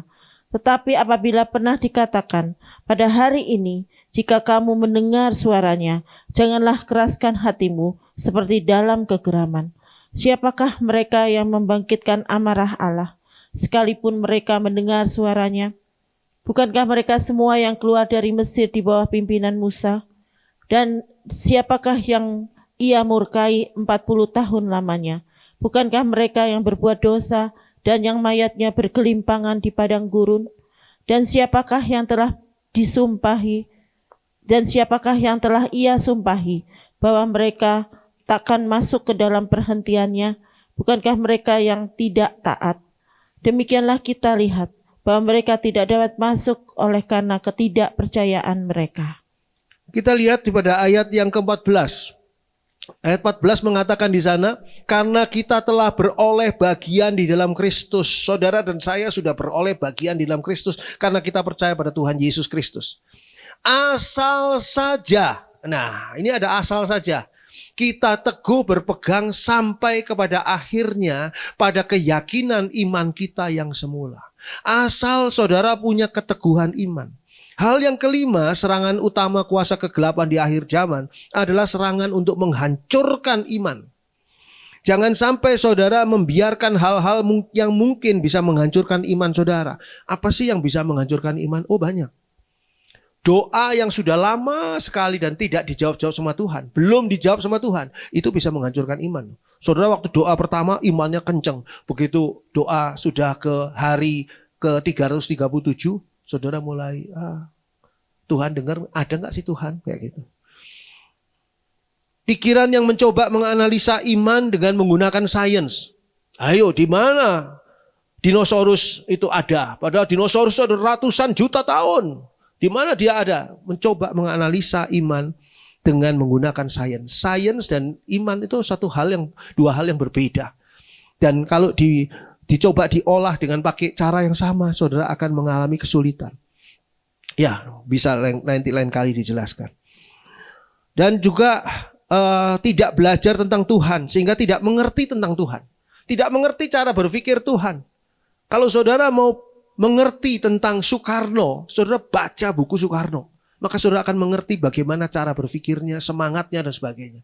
Tapi kalau saudara tidak mengerti, saudara tidak tahu apa-apa, cuma tahu kata orang. Tapi kalau saudara belajar firman Tuhan, saudara akan mengerti tentang Tuhan. Ada juga pengaruh-pengaruh buruk, kata-kata negatif, pengajaran yang salah, pemikiran yang salah dari pihak lain. Bisa dari teman saudara, bisa juga dari HP saudara. Menganggap Tuhan itu bukan realitas dan sebagainya. Apakah Tuhan realitas? Bukan. Apa sih yang disebut realitas? Di Alkitab saudara bisa melihat bahwa orang mengatakan Alkitab ini sudah dipalsukan. Banyak kesalahan yang terjadi di Alkitab. Bagaimana kamu bisa percaya pada Alkitab? Pada Alkitab ini sudah salah, sudah palsu. Saudara goyah iman saudara. Itu menggoyahkan iman. Hati-hati. Iblis, kuasa kegelapan, serangan utamanya di akhir zaman adalah menghancurkan iman. Yang terakhir, Mazmur 107. Mazmur 107 ayat 10 sampai dengan ayat 12. Mazmur 107 ayat 10 sampai dengan ayat 12. Ada orang-orang yang duduk di dalam gelap dan kelam, terkurung dalam sengsara dan besi, karena mereka memberontak terhadap perintah-perintah Allah dan menista nasihat yang maha tinggi. Maka ditundukkannya hati mereka ke dalam kesusahan. Mereka tergelincir dan tidak ada yang menolong. Yang keenam adalah memberontak. Memberontak kepada Allah pasti akan merugikan diri sendiri. Dikatakan tadi pada ayat 10 dan 11. Ada orang-orang yang duduk di dalam gelap dan kelam, terkurung dalam sengsara dan besi, ayat 11. Karena mereka memberontak terhadap perintah-perintah Allah dan menista nasihat yang maha tinggi. Lalu mungkin saudara bertanya, dari mana saya tahu perintah-perintah Allah? Sedangkan ketemu Allah juga belum. Bagaimana saya bisa mengetahui nasihat yang maha tinggi, sedangkan kepada yang maha tinggi juga saya tidak pernah melihat dan sebagainya. Saya beritahukan, ketika saudara membaca Alkitab, saudara sedang membaca perintah-perintah Allah. Saudara sedang menerima nasihat-nasihat Allah yang maha tinggi. Begitu juga ketika saudara mendengarkan firman Tuhan yang dibawakan oleh hamba Tuhan yang sungguh-sungguh bertanggung jawab di hadapan Tuhan dalam kebenaran, maka saudara sedang mendengarkan perintah-perintah dan nasihat yang maha tinggi. Apa yang saya khotbahkan, ini bukan perintah saya atau nasihat saya. Ini 100% adalah perintah dan nasihat Tuhan sendiri. Itu sebabnya saya mencari atau berangkat dari Alkitab, dari firman Tuhan. Supaya saudara mengerti bahwa ini itu adalah dari firman Tuhan. Dan firman Tuhan ini tujuannya adalah memberikan yang terbaik bagi saudara dan saya. Kalau kita tidak berontak kepada perintah Tuhan, tidak berontak kepada nasihat-nasihat Tuhan. Seringkali kita berontak karena tidak percaya atau kurang percaya. Seringkali kita berontak karena tidak setuju dengan pikiran Allah. Saya percaya pada Allah tapi tidak setuju dengan bagian ini nih. Bagaimana saudara bisa hidup dengan baik dan benar dan diberkati kalau saudara berontak dan mentafsirkan sendiri apa yang saudara mau? Jadi ada 6 serangan utama kuasa kegelapan di akhir zaman. Pertama adalah penyesatan. Kedua adalah pembenaran atau pembalikan nilai. Yang ketiga adalah kompromi pada ketidakbenaran. Yang keempat adalah toleransi pada ketidakkudusan.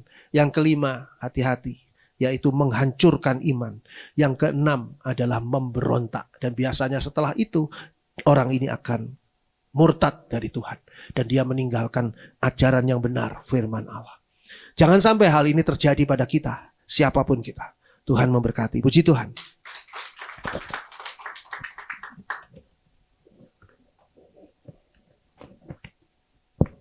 Pegang tanganku. Tuhan, ku mau hidup dekat padamu.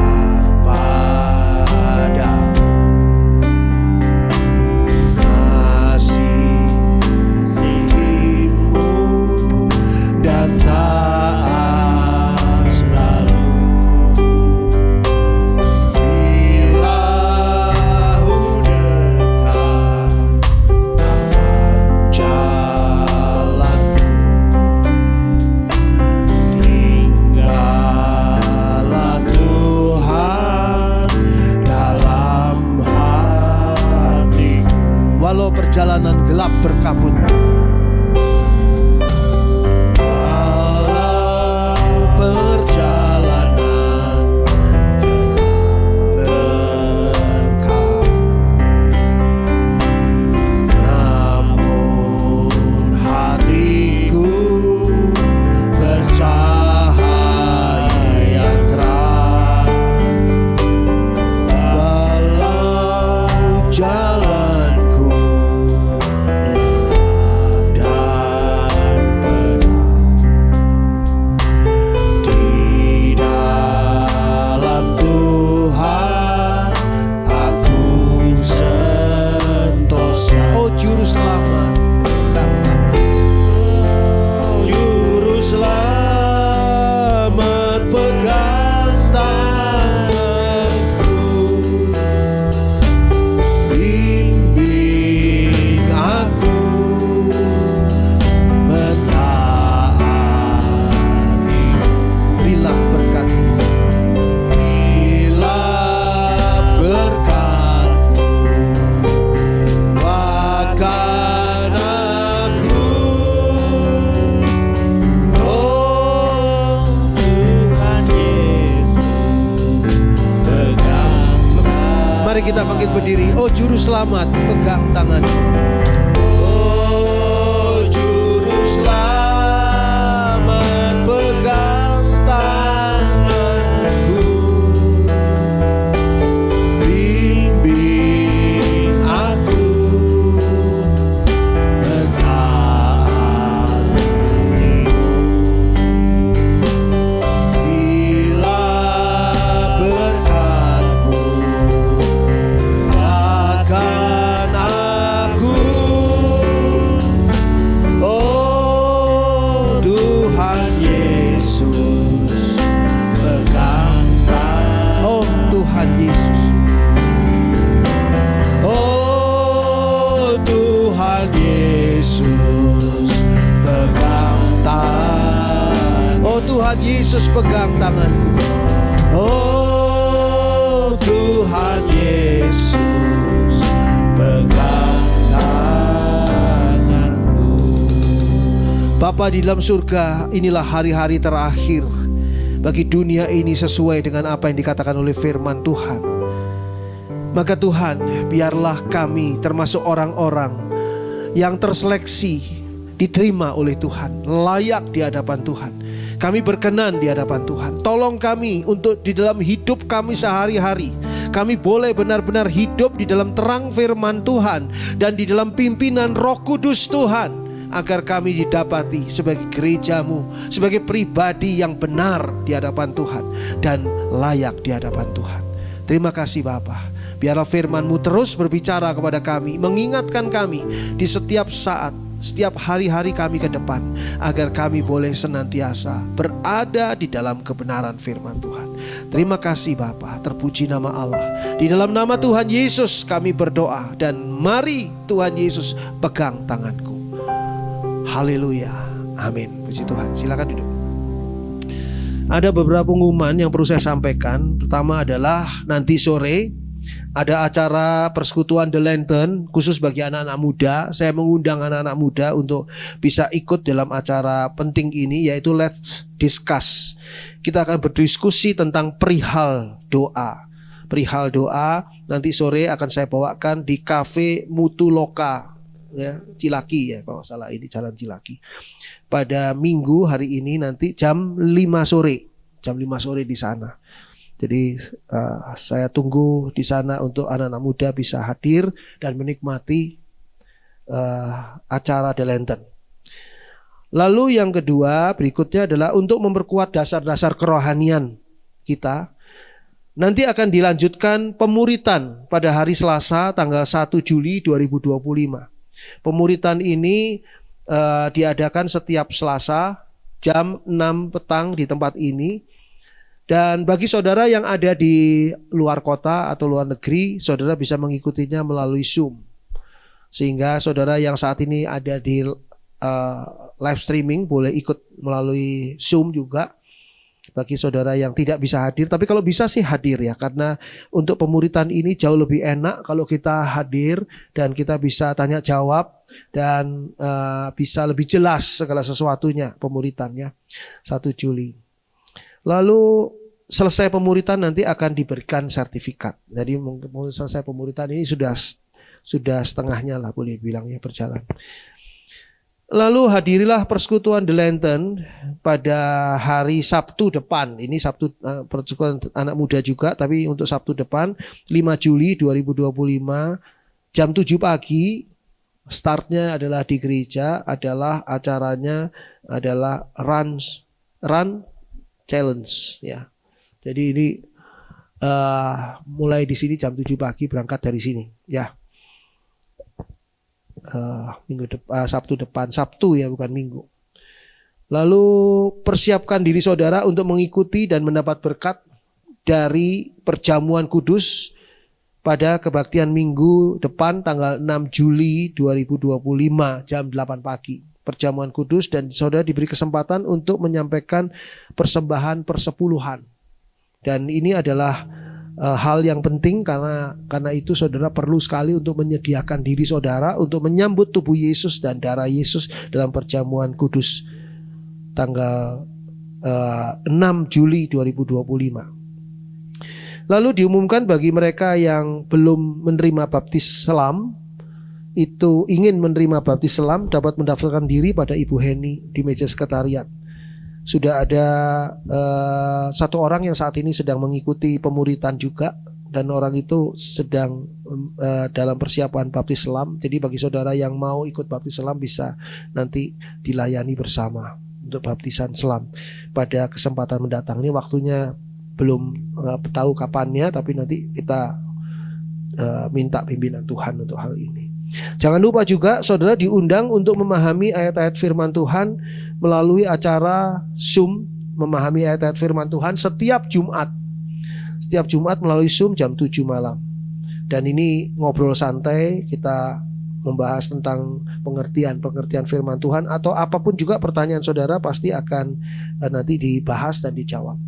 Jadi ini untuk benar-benar menambah kekuatan iman kita dan membuat kita benar-benar bisa mengerti apa yang selama ini mungkin menjadi tanda tanya bagi kita. Ya, saya rasa itu saja pengumuman hari ini. Tuhan memberkati. Puji Tuhan.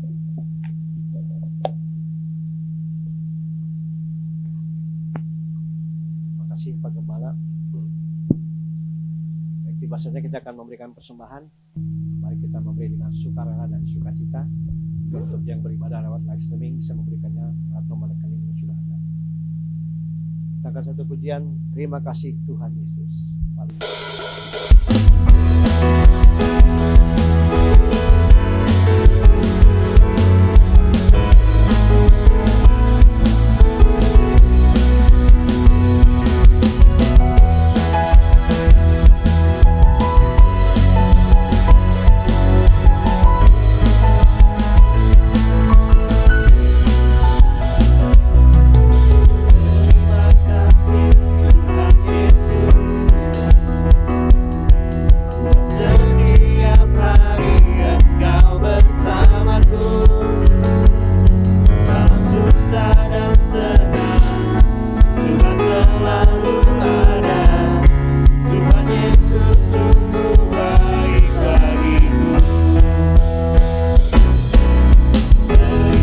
Tuhan Yesus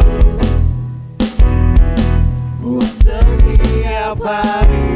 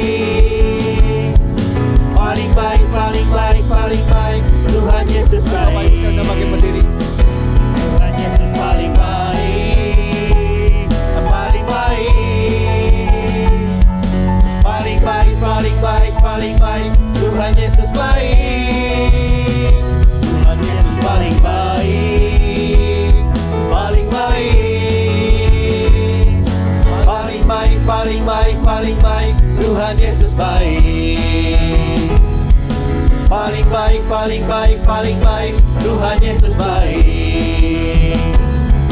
Paling baik, paling baik, paling baik. Tuhan Yesus baik. Mari kita masuk dalam doa. Bapa di dalam surga, kami mengucap syukur hari ini kami boleh benar-benar merasakan bagaimana Tuhan mengasihi kami melalui ibadah raya ini. Melalui firman Tuhan yang kami terima, biarlah Engkau Tuhan yang senantiasa menjagai kami supaya kami tidak terhilang di tengah-tengah dunia yang memasuki masa akhir dari akhir zaman. Kami serahkan diri kami ke dalam tangan Tuhan. Terima kasih Bapa dalam surga. Bapa dalam surga, anak-anak-Mu menyampaikan persembahan. Biarlah persembahan ini semuanya Engkau terima, baik yang dikirimkan melalui transfer bank maupun melalui dimasukkan ke kantong persembahan. Tuhan, Engkau terima semua persembahan. Begitu juga yang dimasukkan melalui kotak persembahan. Tuhan, Engkau terima semua persembahan ini. Sucikan dan kuduskan, layakkan untuk digunakan bagi pekerjaan Tuhan di gereja-Mu. Dan Tuhan berkati setiap tangan, setiap orang yang sudah memberi persembahan. Tuhan balas dengan berlipat kali ganda dalam kehidupan mereka. Tuhan sendiri akan membuktikan bagaimana berkat Tuhan yang luar biasa akan memberkati orang yang memberikan persembahan. Terima kasih Bapa.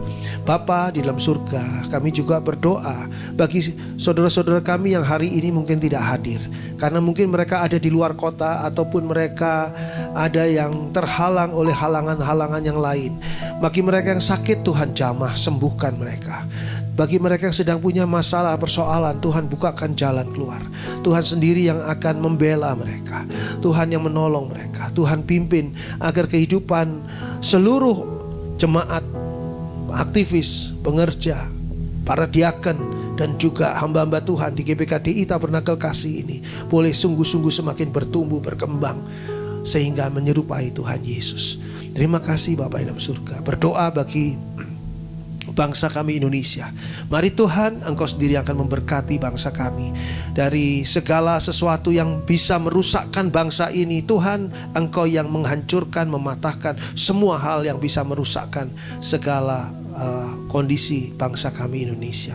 Tuhan, tolong gereja-gereja yang masih mengalami tekanan, gereja-gereja yang masih mengalami kondisi-kondisi yang buruk dari siapapun juga. Mari Tuhan, Engkau yang membela gereja-gereja itu, dan biarlah pintu penginjilan di Indonesia boleh semakin terbuka sehingga semakin banyak jiwa-jiwa dari rakyat Indonesia boleh dimenangkan bagi Kristus. Terima kasih Bapa dalam surga. Bapa dalam surga, kami serahkan semuanya ini ke dalam tangan Tuhan. Tuhan berkati mereka yang sudah melayani Tuhan pada hari ini. Biarlah Tuhan dalam kehidupan mereka boleh semakin hari semakin luar biasa akan kesungguhan mereka dalam melayani, akan cinta mereka kepada Tuhan. Tuhan berkati mereka yang melayani, berkati seluruh jemaat Tuhan yang saat ini hadir dan mengikuti live streaming. Tuhan berkati. Sekarang Tuhan, kami mau buka hati kami untuk berkat Tuhan. Dicurahkan berkat yang datangnya dari Allah, di dalam kasih kemurahan Tuhan Yesus Kristus, dan di dalam penyertaan Allah Roh Kudus yang senantiasa menyertai kita dari saat ini sampai ketika Tuhan Yesus datang di awan-awan, menjemput kita semua, membawa kita masuk ke dalam surganya yang mulia. Di dalam nama Tuhan Yesus, semua ini terjadi karena kemurahan Allah. Haleluya. Amin.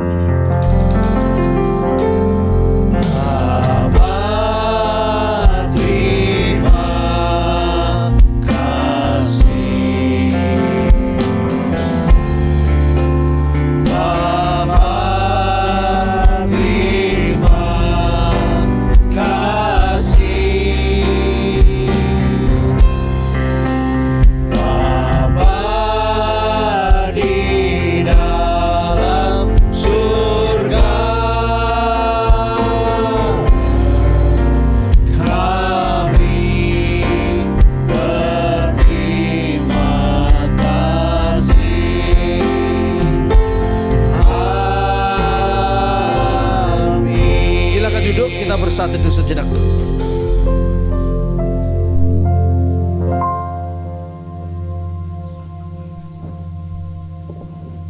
Selamat pagi, Tuhan memberkati kita semua. Puji Tuhan.